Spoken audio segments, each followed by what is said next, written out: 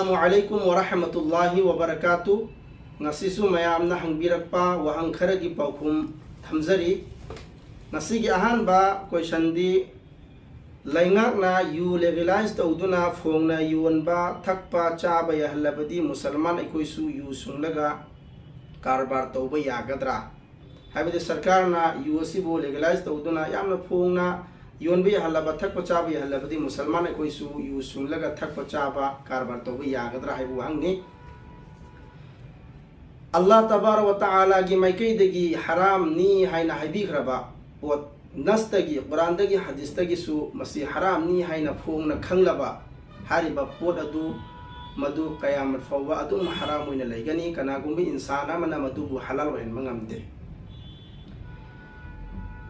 maram asina sarkarna yu phongna yuanba thakpa chaba yahlabosu hariba pot adu musalman singi damakta haram ni haina nastagi Quran hadistagi sabit oibana hariba pot adu madu musalman singi damakta thakpa chaba amadi karbar tawba bilkul jaiz natte Quran Karim da Allah tabaraka wa ta'ala na hidupiri innamal khamru wal maisiru wal ansabu wal azlamu rijsum min amali shaytan fajtanibuhu la'allakum tuflihun tangai maksengna yu jwar sanaba masi shaytan gi amal dagini shaytan gi thabak singdagini masidagi nakoi hingu nakoi mai pakani adana yu thakpa chaba amasung yu gi karbar tawasi adum kayamat pabu ena musalman singi damakta adum haram oina laigani asigi ani suba wahangdi mufti sahab imasu laikidre babasu laikidre law sangam amma thambirami isnaw ahumni nopa ama nupi anini yumsibudi babana inaw nupada piramle matau karamna law sangamasi yenagani mayatna thamnamba maladu madu tapthadana yamna thuna yenabu ho nagadabani tapthari mati akayatoi khana chainaba mayam tholai aduna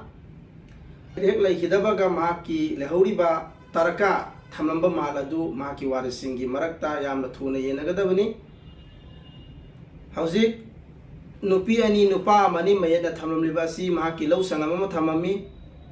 law sangamasi masi syariat ki matunginna Quran Karim da Allah tabaraka wa ta'ala hadupiri yusikumullahu fi auladikum lidzakari mislu hazil unsayain Allah tabaraka wa ta'ala na nakungonda wasiyat tawri hukum piri madudi nupa gi damakta nupi ani gi saruka managani haibadi nupa amada phangada saruk si nupi ani da phangba saruk aduga managani kaida asigi matungina law sangamasi masi saruk ani tholaga saruk amana nupagi haibadi lawkhaya amana nupagi fangani lehori lawkhaya si masina nupi ani gi marakta lawsena mamam yenagani mathangi masla asidi mufti sahab aikoi isnaw mangani yamba ahan asi dukan amagi salesman orambadagi hojikti masagi dukan ama bazar da lawraga famle ai yambagi dukan da thagi oina lupa lising tramatoi piraga yaurami hojikti tukle babasu laikhidre babana thambiramba mal sing adu yennanaba tauri hangjining badi yambana masagi tanjaba paisana hafta da point tara khlawi maduda ikhoi gisu saru phampham leibra haibo hangni hang ise mak masana tanjaba paisana ekhoi laijabani shariat ki oina masida kanagi su pangpam laite aduna hafta da lawriba point tara asi masi paisa putholaga lawriba mi adu khakki hak oigani masida kana gumba mi amagi saru pangpam ama phoba laite mathangi masla sidi nupana khuning hangdolaga namaz sonba namaz oibra haibu wahangni khuning hangdolaga amadi koigi liliba fi kurta oisunu eni adugi madugi button madugi khudam panjan dabida hangdolaga sonbai basi masi makruni ahkamul hakimin Allah rabbul izzat ki mamangda leblabadi yamna chamna picture no zabagalwena na lemna bu hon nagadabani aduna khuning hangdolaga amadi button khudam phadabida namaz sonbai basi masi namazda makru changani mathangi masla sidi ko ki sam angau ba amadi koi gi sam angau ba du da mehndi अमूबा संग याब्रा मी खरनदी याय हाय कदाई fob चुम्बगे व अमल खिजाब बिस्वादिल खालिसी फगैर जाइजिन अखोगी कोकी सम अंगौबा अमदी कोईगी सम अंगौबादुदा अमूबा मेहंदी संगबासी मसी मकरू तहरीमानी इमाम Abu Hanifa रहमतुल्लाह अलैहि कौल की मतुंगिना मुफ्तावी कौल दी मसीदा अमूबा संगबाइबसी मसी मकरू तहरीमानी जायज नते इमाम अबू दाऊद अमसुंग इमाम नसाईना मसीसु बयान तौबिरी मरमदी मसी अचौब धोका अमनी ngसाई चाहे नुपा मचा ओइसनु नुपी मचा ओइसनु नत्रगना आंगांग ओइसनु अहन ओइसनु नुपी ओइसनु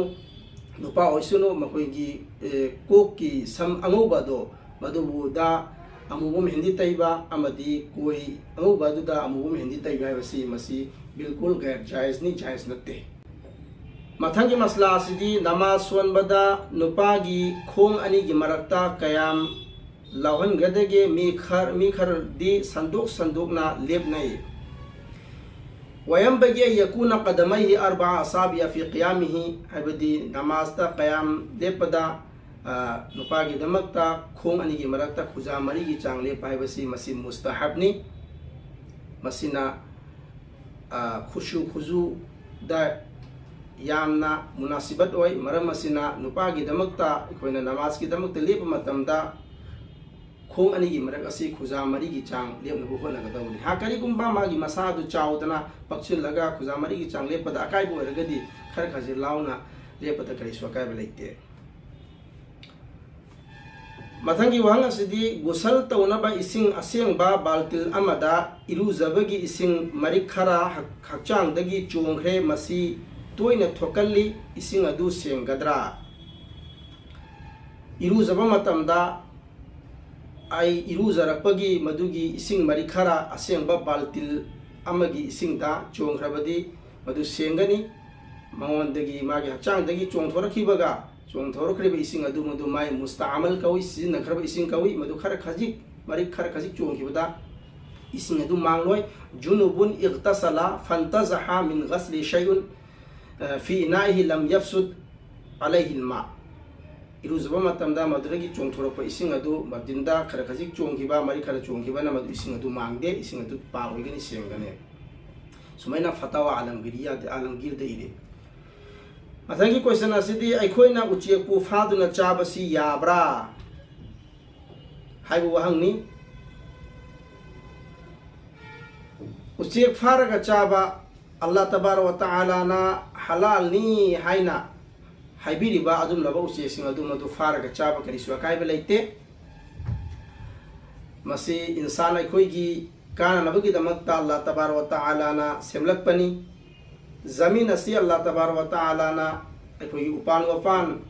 मरु मरांग थारे खुदिंग असिगी मसिगी मचिंजा ओना सेमलकपनी और उपान वपान मना मसिंग मरु मखांग असिना सासन ओ इसी वया सिंगी मखोइगी मचिंजा ओना अल्लाह तबारक व तआला ना सेमलकपनी अदुगा सासन उसी वया सिंग असिना इंसान म्योइबगी चाननबगी दमक्ता इंसान म्योइबना काना बलोननागी दमक्ता अल्लाह तबारक व तआला ना सेमलकपनी मरम असिना अल्लाह की मैकईदगी कुरान और हदीसदगी चाब याय हलाल नी हाइना हबीखिबा हाइबिरखिबा अदुमलबा उसिसिंग अदु मदु फारगा शिकार तौरगा चाब करिसु अकाइबि लेते करिगुंबा सरकार की मैकईदगी उजेक फाबा सदान बासी अथिंग लेरगदी मदु तौरोइदबनी सरकार की मयुक्ता अखोई थबक तौरोइदबनी सरकार की मयुक्ता थबक तौरबदी शरीअतना जायज ओहलगसु सरकार की मयुक्ता थबक तौरबदी सरकार न फारबा पुलिस न फारबदी अखोई चई चाय अमसुंग जेल द चंगे अदुना सरकार न याद्रगदी मदु तौदबनी हेन फै तौरोइदबनी मथंगी मसला सिदी आइगी खोंगदा हौरिबा तुहावसी यामना सांगबना खोंगराव होंगबदा इरुजबदा फदी तकपदा यामना नाय मसी कक्प याब्रा हाइबु वहंगनी मसी खिलाफ अदब नि कक्पदी याय अदुबु अदब की खिलाफ नि करिगुंबा मदुना खोंगदा हौरिबा तुहावदन याम सांगाबा खोंगराव लौथु लौजिन दा काइबु वैराबा फी लौथु लौजिन दा यामना काइबु वरगदी खर खजी कक्पा जायज नहीं अदु खिलाफ अदब की दी खिलाफ ने मथंगी वहंग असिदी नुपा अमगी मथक्ता हज फरज ओइरबा फाउबा हज तत्ते मसीगी गुना असि कयम चाउबगे हज बैतुल्लाह फाउबा चतपगी पैसा लेरबा हलकपगी सु पैसा लेरबा और मा की मसासु करिसु तौद्रबा लंबी शांति ओइरबा और इमुंग मनुंग की जरूरत खुदिमसु इंतजाम तौरबदी मा की मदक्ता हज फरज ने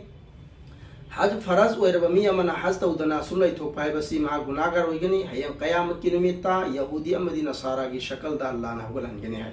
अल्लाह मसदी कभी बोइसनो अदुना जब तक हज फरज ओइरबा मी अमना हज तौद्रिफबा मावंदा तोलिबा फरज अदु साकिद ओइरोय असीदगी सही तरा लेरबगी मतुंगदा कुल लेरबगी मतुंगदा मा लाय रखप तारगसु अमुक्तंग मागी मपुंसिदा हज फरज ओइबनी हारे फरज अदु मधु अदा तहौदबगी लाय रोगसु मवंदा हारिब फरज अदु अदुम तोल लेगनी अदुना सिरमदाय मतमदा मागना माकी वरसा वारिसिंगदा हज बदल तौनबा माकी तरका अदुदगी त्याई साइबदी सरुहम थोपगी अमना हज बदल तौनबा वसियत तौरंगदबनी वकजालिका लौ लम यहुज हत्ता इफ्तकरा तकर्रर वजूबुहु दय्यन फी जिम्मतिही बिल इत्तिफाकी वला यस्कुतु अन्हु बिल फक्र हाइबदी लायर रखपना मंगोंद तोलिबा फरज अदु मदु साकिद ओइरोय लायर रोगसु नसाय अमुक्तंग फरज ओइखिबा अदु मंगोंद अदुम तोलगा लेगनी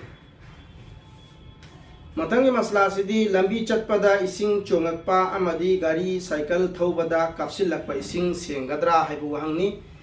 मसीदा अखोय यामना वखन थाथरोइदबनी मोनजादु चांगोइदबनी हाइबदी इसिंग लंबी चटपा मतमदा लंबी सोरक्तरे रंबा इसिंग खर खजी चोंखलकपदा आइगी फी मांगे हक्चांग सेंद्रेन खनबा मसी मोनजादु चांगबा कावई तौरोइदबनी मसी सेंगनी जब तक हारिबा मफम अदुदा 100% 100% मसीदा अमांगबा ताय हाइबगी यकीन लेतब तारगदी मदे चोंगप इसिंग असी मसी सेंगनी अमांग बिल्कुल तारबा इसाना मितना उब तारगदी मदुगी चोंगप इसिंग अदुदी मांगनी सुमना अखोगी अमांगबा मफम नालागुंबा फोंगना अमांगबा तारे अमांगबा मफम ने हाबिसि खंगबा अदुगुम मफमदगी चोंखलप इसिंग ओरगदी नापा ओइगनी मसी नतना कोना लंबी चथोक चजिन तबु मतमदा साइकिल अमदी गाड़ी न चिंगबा थौरपदा मदुगी चोंगप इसिंग असी मसी नापा ओइदे पाप ओइ सेंगनी मदुगी सातना मासोन जायज ओइ अल्लाह ताला ने कोई खुदिंग पामल की तौफीक पिने भी बोइसन